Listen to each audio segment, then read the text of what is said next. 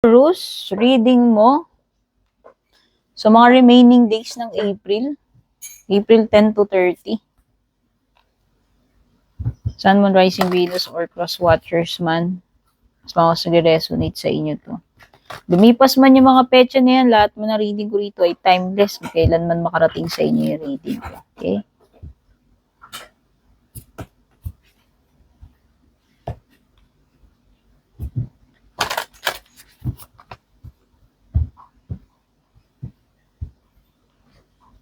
Kamusta kayo? Sana kayo lahat ay nasa okay, healthy.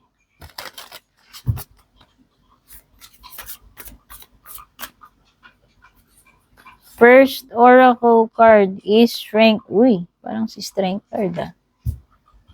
Parang si Strength card lang yan.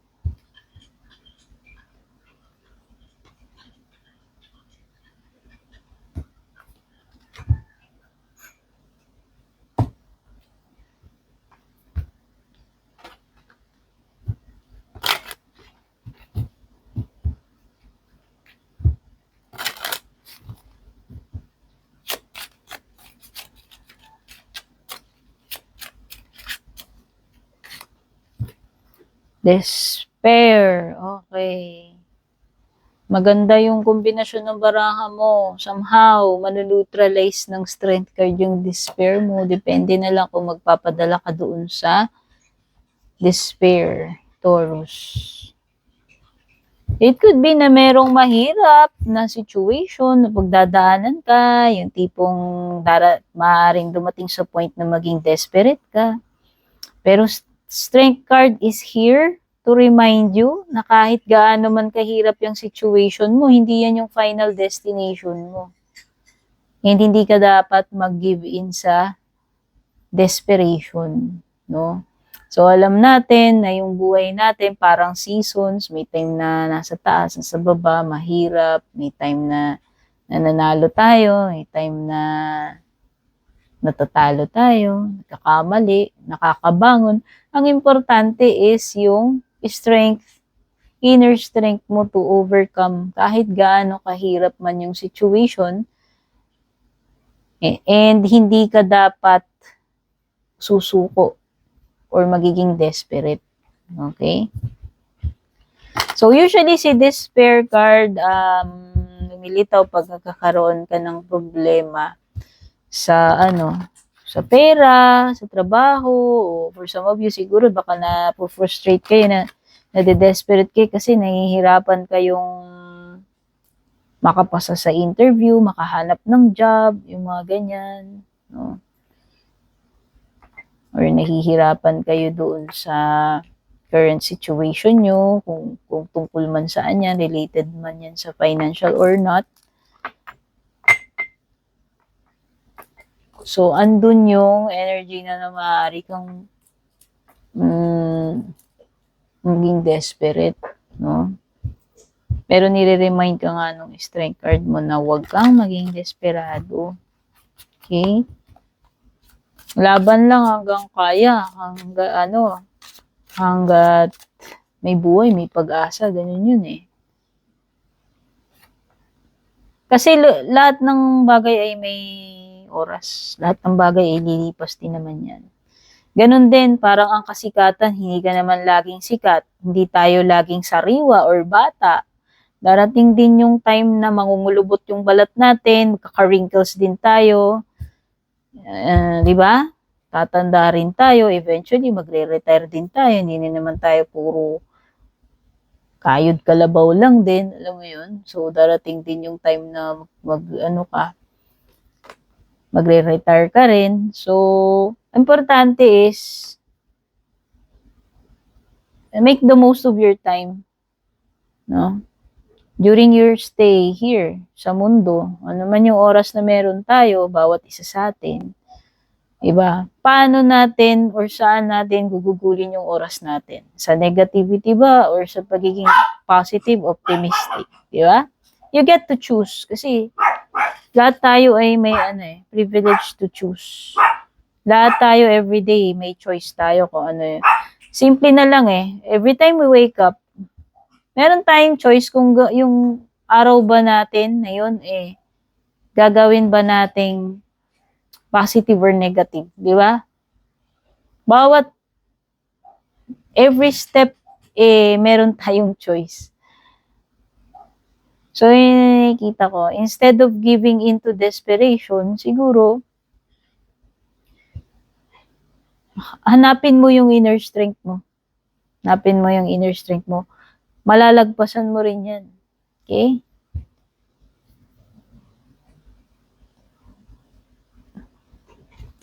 So, yung mga cards na ibibigay, mga numbers dito sa cards, ibibigay ko sa inyo kung ano man ang gusto nyo paggamitan yan. No more, no less. Kung dito ko lang kukunin kung ano yung naglilitawan sa cards, no? So, merong 46 dito, 32, you have 21, 20, 7, dalawang 7 actually, ito. 5, 4, yun. So, mga signs na lumilitaw sa cards, pwedeng may Libra, may Scorpio, Aquarius. Actually, dalawang cards. Tatlong cards yung lumilitaw dito na may Scorpio energy. Apat pala. Ayan. 1, 2, 3, 4 Scorpio cards. Dalawang Libra cards. Merong Aries, Taurus, Aquarius, Pisces, Cancer. Pero kahit naman anong sign, as long as nakaka-relate kayo, welcome po kayo dito sa reading ko. Binabanggit ko lang kung ano yung mga lumilitaw sa cards, no? Merong big time na mag-i-end dito with the World card. It's a positive energy, Taurus. Kasi World card is completion, culmination Meron, no? Pwedeng yan graduation.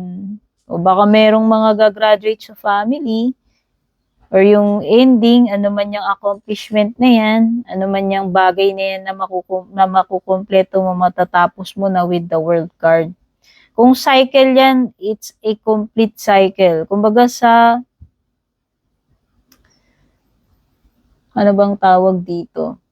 Kumbaga, mission accomplished ka na dyan, tapos ka na Kumbaga, to the next level ka na Dapat Or beginning ka na uli Kasi parang, pero basta positive yung World card mo na yan.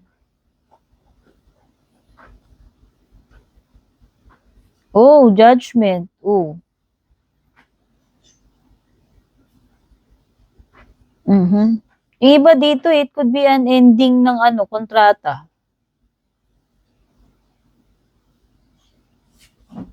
Alam mo kung ano man yung situation na yan na nagiging mahirap sa'yo, maaaring yan na nga rin yung katapusan nun Kasi nakikita ko, makakahanap ka ng solution dito sa problema mo with the 7 of Swords.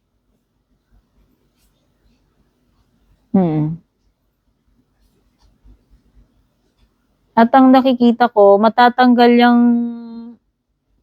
blockage na yan, magkakaroon ka ng opportunities na darating sa'yo with the 7 of Cups. So, merong something na maa-unlock talaga, definitely itong World card mo. Mag-o-open ng yan ano mang ending yan na mangyayari sa'yo, yan din yung mag-o-open ng mga panibagong opportunities, possibilities sa'yo, ng new chapter sa'yo, Taurus. In career man yan or in love life.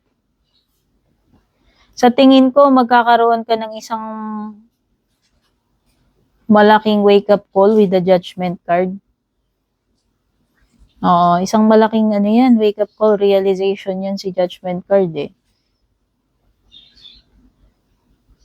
Merong something dito na mare-revive with the Judgment. Merong nag-end, merong natapos na chapter, pero merong something na mabubuhay in you. Or it could be a revival of a connection. Pwede rin naman kasing ito ay isang mabubuhay na connection or pag-ibig kasi may mga couples akong nakikita dito may mga team up with the king and queen. Although nakakakita ako ng dalawang queens, so hindi ko alam kung ito ba ay love triangle, meron bang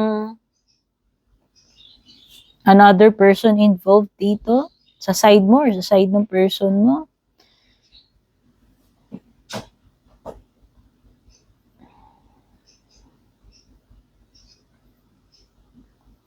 Wow, ang ganda. Nakakakita ako ng ano dito. Boss energy sa Emperor. Merong mawawala sa'yo. May sadness, may loss, regret, pero mapapalitan din yan ng mga panibagong opportunities eh. By the way, mag-ingat ka talaga sa losses ha, kasi andyan si Seven of Swords, nandyan si Five of Cups. Ingat na lang sa mga ano, baka mawalan kayo, manakawan, mabudol, no, mga scam, yung mga ganyan, ma-take advantage kayo, maisahan kayo. Kasi merong sneaky, hindi mapagkakatiwala ang energy with the Seven of Swords. Sa pera man yan, sa ibang bagay or person, kung love life yan, o pwedeng may cheater. Pwedeng magkakaroon ng reconnection again, revival. Kung meron mang nag-cheat before dito, pwedeng natapos na sa inyo. Pero parang merong marirevive eh. Pero maliwanag yung revival mo sa career kasi nga, nakikita ko doon, nag-i-struggle ka, nahihirapan ka, makapasok ng trabaho. Pero merong darating na opportunity, kaya nga marirevive yan, ipapatawag ka uli, magiget, ano ka na uli, back on track ka na uli, no? So sa tingin ko, kung matagal ka na bakante, kung matagal kang nahirapan, naging desperate ka dyan sa situation mo, job application yan, mukhang ito na yung big break na hinihintay mo with the Judgment card in Seven of Cups. So, meron naman talagang mga nawawala, alam mo yun, may mga kabiguan, pero meron din yung mga new opportunities na darating sa'yo, no? According to the Five of Cups. Maaaring nahirapan kang makabangon doon, nahirapan kang tanggapin, or mas malaki yung nawala sa'yo, pero nandun pa rin yung makaka-back on track ka pa rin eh. Remaining 2 cups eh. And meron pa nga ibang opportunities na darating. Actually, makakapili ka. If you're dealing with a person, maybe this person is, hindi ko alam kung sino sa inyo yan, pero may mga iba pa siyang kadil bukod sa'yo. Ikaw man yan or siya. Oo. Kasi nga, meron 2 queens dito, isang king, tapos ang daming cups, ibig sabihin, tas may cheater energy, sneaky energy. So, yun lang. Be careful kung person to, ibig sabihin, kung hindi mo alam yung background niya, pakiramdaman mo, malalaman mo rin naman yan eventually, lilitaw at lilitaw naman yung truth dyan eh. Pero nakakakita lang ako kasi dito ng more than 1 person involved. More than 1 or more than 2, not sure, no? Okay, pero ang nakikita ko dito, after this period of difficulty, desperation, loss, is papasok na ang period ng stability and abundance with the Emperor and King. This could also indicate promotion, something na mapagtatagumpayan mo with the Emperor, success, no, by the way. Kung nahihirapan ka, nagiging desperate ka noong una, nakikita ko, ayan, no, mamamanage mo na yan eh. With the Emperor and the King of Pentacles, no. So sa tingin ko, pwedeng ito ay pag-improve, pag-level up sa antas ng sa career mo, sa financial mo, o sa overall aspect ng sitwasyon mo, no?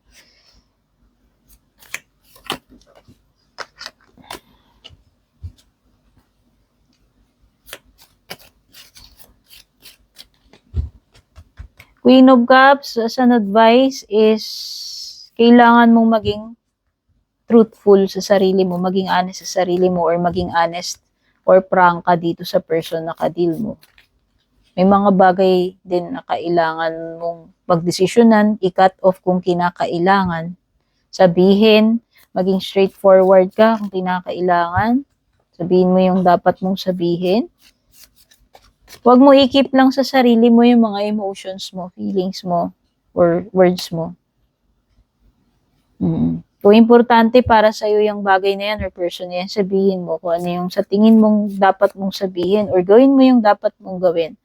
Or mag-decide ka na kapag merong situation dito, wag mo nang i-procrastinate. Deal with it as soon as possible, yun yung sinasabi ni Queen of Wands. Okay?